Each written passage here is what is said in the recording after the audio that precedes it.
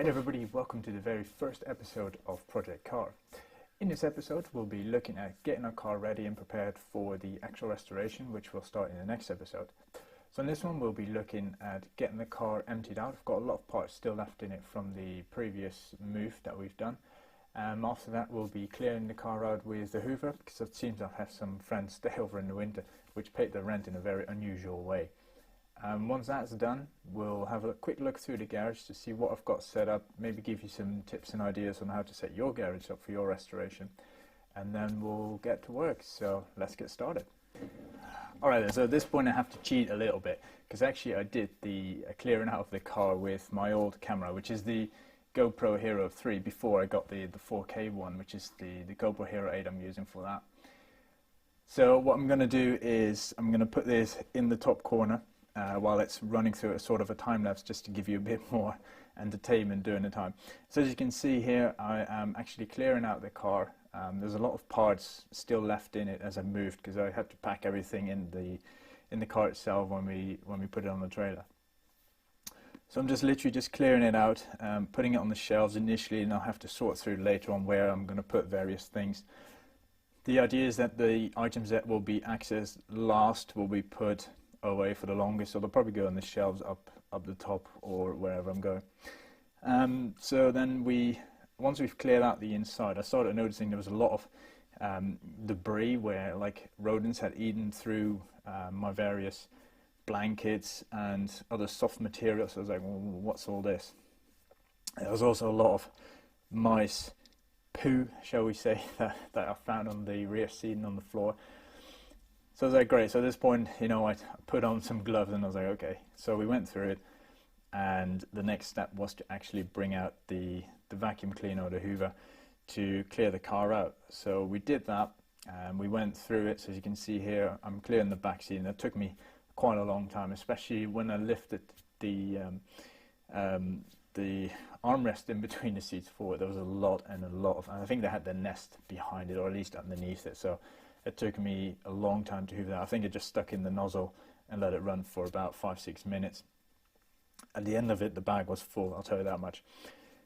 Then we had a quick look in the boot. We hoovered that out, and the boot itself wasn't too bad. It looked like they had been in there as well, but it was actually not too bad, with traces of mice and everything. So interestingly enough, when we come to the next episode and we'll start to take out the interior, I'm really interested to see what we get behind there. Definitely going to be wearing gloves, I'll tell you that much. And then that was about it. So that's what we cleared the car out, and the next step will be to give you a quick tour of the garage. And then in the next episode, episode number 2, we'll start looking at taking the interior apart. So let's get cracking, and I'll take you around the garage. Alright then, so here we are, we're in the garage. I've decided to start in the far corner, and we'll work our way around to the door. So let's get you turned around and we'll get started. So in the far corner, which is the left back corner of the garage itself, I've got my spray boot set up. So you might have seen on my website I do scale models as well. And so I work with lacquer paint, so hence I've got it set up in the actual garage. Now the extractor fans still need hooking up, and then they'll go out through the wall. That's my next step, which I'll do in my spare time. Above that, we've got plenty of shelvage storage where we can put all our parts, and above that we have even more. We've got some spare wheels all the way along the roof, which we've changed the whole structure of, and I'll explain a bit when we've done that in a bit. Moving further to the left, then we've got my computer setup. So this is a very old Mac. I think it's like a 2007 model, which I've got from a family member. And above that is an old TV as well, which was gifted to me as well as part of someone's TV replacement. So all of this is really basic and simple setup. Underneath the desk itself, we've got a drawer unit and my compressor for the spray booth. Further left, we've got my trusty camera, which I use to take photos, a Sony Alpha 7 VII. Behind that, we've got a Dremel setup. Now this is not attached to the desk, so I can move it wherever I need to. I can also move it out of the way in case I've got something big that is being used on this trusty machine. Now he is bolted to the desk, so he's permanent in place. and there's plenty of space here in case of any fabrication work or having to work on a work desk. Underneath that we've got a vacuum cleaner, some other tools that I've had for a long time but no longer used really, and the 5-speed gearbox is just nicely crated up and pushed out of the side. Above that we have a small pillar drill or column drill that is bolted down to the desk or to the shelf itself. I've got a drawer unit with a lot of various screws and what else we have, nails and plugs and all kinds of things in there, and then I've hung up a few things on the wall. So as you can see, I'm trying to make maximum use of the space because it's very limited, especially once we start taking the car apart. We'll be doing a lot in a small space. Onto the other side then we've got a large wardrobe kind of storage unit, also part of a office clear out that I was given. So most in here, top shelves, all my stores really, all the spares and supplies I've got. Underneath that, a lot of documentation. You're probably familiar with Nash, the German company that do a lot of classic BMW parts. I've got all their part catalogs listed up here. Some electronic bits that will go in the car eventually. Very important. Safety hammers. I need to get another one for the passenger, but that will come in the future once the car is done. Empty shelf, or supposedly empty, it will be stocked later on. We've got some gardening stuff in here which I still need to find a home for. Underneath that I store all my fragile parts, so headlights, light bulbs, all that kind of stuff will go there. And at the bottom we have the jacks, oils and some other spares. Then this big unit is the lawnmower. I haven't found a place for it yet, but it'll live here for the time being until I get something set up elsewhere. Then here again, using maximum space, we've got all the compressed air tools, a lot of the clamps in here, some other tools that I don't use very often. Down here is my washing bin. So it's currently empty, but that will be set up. It's an electronic unit that I can use to clean all the parts from grease and dirt and whatnot. This here is my my stock really. So we've got a lot of cable ties in here. I still need to sort these out. I need to order a couple of these what do you call them, separators, to organize that. Then we've got all my electronic bits in there, various clamps and tools and rivets and whatnot. Then we go on to my inventory of nuts and bolts and washers, and I think I've got 2 drawers with every possible size you can imagine. We've got wiring stuff, so what have we got? Insulation, we've got protection, heat shrink, the whole lot in there. And then the bottom has got clamps, grommets, some wires and that. Then moving over to the actual other side, let's close out. We've got a few things that need to go still. We've got a big heavy duty shelving unit where we'll have to store all the parts in the future. Currently it's still a little bit messed up. I need to sort through that. Just taking it out of the car, just need to sort that out. Then we've got the hoses hanging here for the power tools, for the compressed air.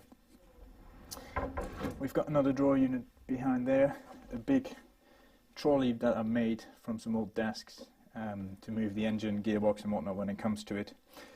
A few boxes that I need to sift through still. Over here then we've got the top is a solar panel system that unfortunately I couldn't move. So build a shelving unit around it, and it's also nice and narrow so we can still walk past it. Compressor on the floor, and then I need to sift through what's here, but the top shelf has got some sockets where we've got an ultrasonic cleaner, some battery chargers for the drill and whatnot. So that will come all in the future. Then this bit here is the 4-ton car lift, 2-post, which was the whole reason we had to change the roof structure. If you're interested in that, there'll be a special episode on the roof structure and how we did that itself in the future. I'll post that once it's ready. So this is just a standard 4-ton 2-post lift. I got that from Geo, which is called Garage Equipment Online. It's a company near Liverpool in the UK. and that's my phone ringing, apologies. So yeah, this was, normally people think that two-post lifts are really expensive. Yes, they're not cheap, but if you look around, you can definitely get a good deal on it. They're all made in the same Chinese factory, so really do your research and your due diligence on finding the correct lift for you, because you don't have to pay 5, 10, 16 grand for it. So then the last bit, which is my actual toolbox. So this one is still movable. This has got all my tools in it, so I can just pull it out, and once the car is lifted up, we can pull it out and move it around. So having a quick look, we've got some metrical and imperial Allen keys. I mean, there's so many tools in here. I've got a rough idea of what's where, but I definitely need to label it. I mean, writing materials, tapes, lubricants and whatnot. We've got my, this is I think for electrical parts, tapping, some sanding sticks and brushes and whatnot. Then underneath, this is a really nice setup. So one thing I do really recommend is getting yourself a good set of tools. So these are the screwdrivers. So I use tools by a company called Smooth. I don't know if you can see it. SMOOS tools. So as far as as I understand it, they are Taiwanese, but they are the only approved company that work with the same materials to create the tools like the European manufacturers, except this is at a fraction of the cost, but still the same quality. A lot of pliers and tools there.